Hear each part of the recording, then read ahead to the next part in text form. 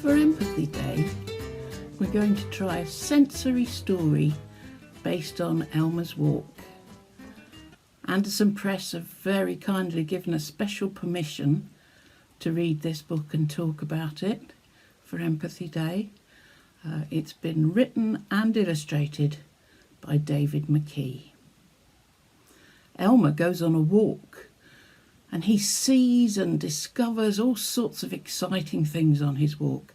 And he really wants to share these exciting things with his friends. But his friends are all too busy and they rush by.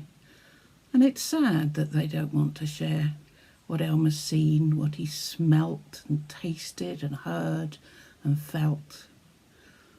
It's always good to be able to share things with our friends. So, this is Elmer's walk. So that you can join in with this sensory story of Elmer's walk, you're going to need to gather a few things.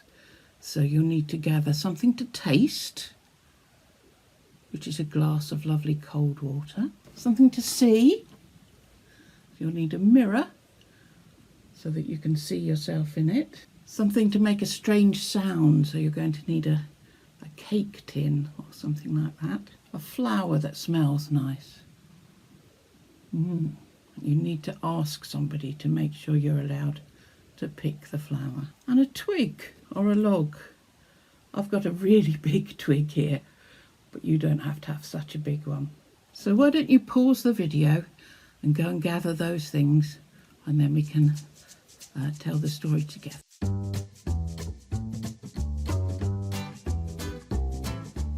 Elmer, the patchwork elephant, was sniffing some flowers when some other elephants hurried by.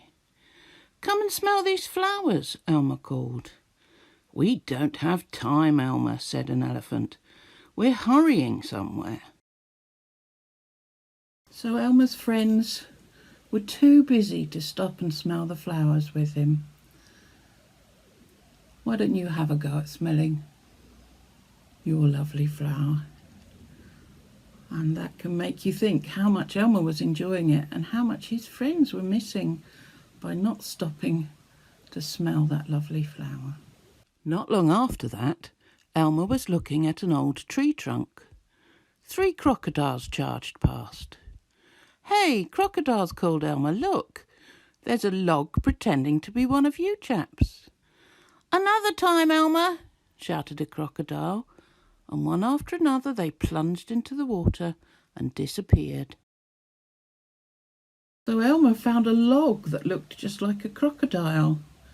You can see how it does look like an animal. It looks as though it's got some legs. I don't know whether this one looks like a crocodile. Maybe it does if you look at that long nose there.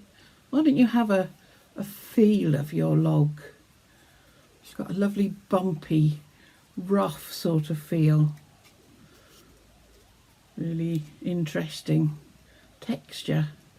And it's a shame that the crocodiles didn't stop to have a look at the log that Elmer had found that looked just like a crocodile. They missed out. Lion came running past while Elmer was listening to the waterfall.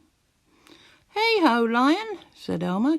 "Come and—" "I don't have time now, Elmer," Lion interrupted. "I'm late for a very important nap." Then he was gone. So Lion was rushing by for his nap while Elmer was listening to the waterfall. Waterfalls made of lovely cold rushing water. We can get lovely cold clear water from our own tap. So if you put some in a cup or a glass, you can have a taste. That tastes so lovely.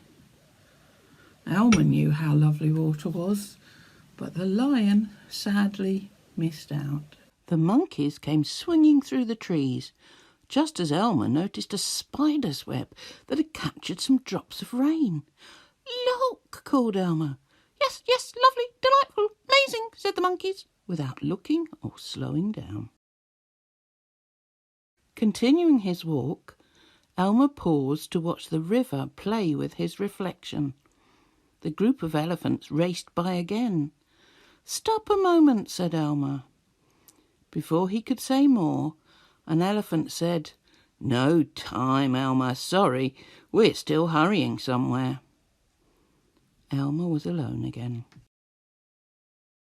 So Elmer was having a look at his reflection in the river when his friends the elephants rushed by again, and they didn't have time to stop and look.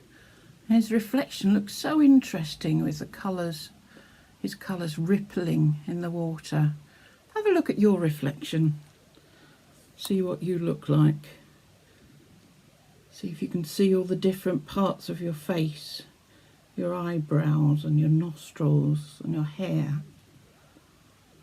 It's interesting to look at all these things, and it's a shame if people don't have time to stop and look at something interesting. When the birds flew by, Elmer had no chance to say anything about the rocks he was looking at. They flew past quickly with just a, "Hello, Elmer, no time to stop." Elmer sighed and walked on. Suddenly, a noise made Elmer think the elephants were back. It was the hippos. "Look at the cloud," said Elmer. "There's one that looks like an elephant." "That's funny, Elmer. So do you," said a hippo. The others laughed and ran on without even a glance at the clouds. Elmer was watching the butterflies dance when Tiger galloped by. "Steady, Tiger," said Elmer.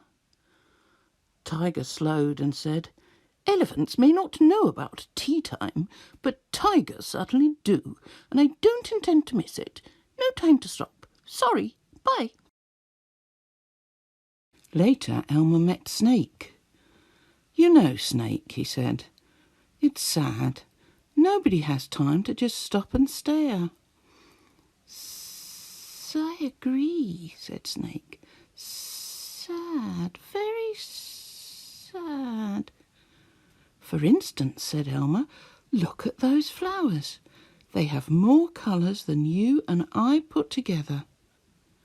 But Snake had already left.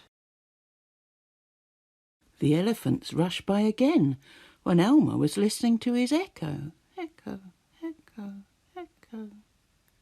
He didn't try to stop them. "I know," he said, "you're busy hurrying somewhere."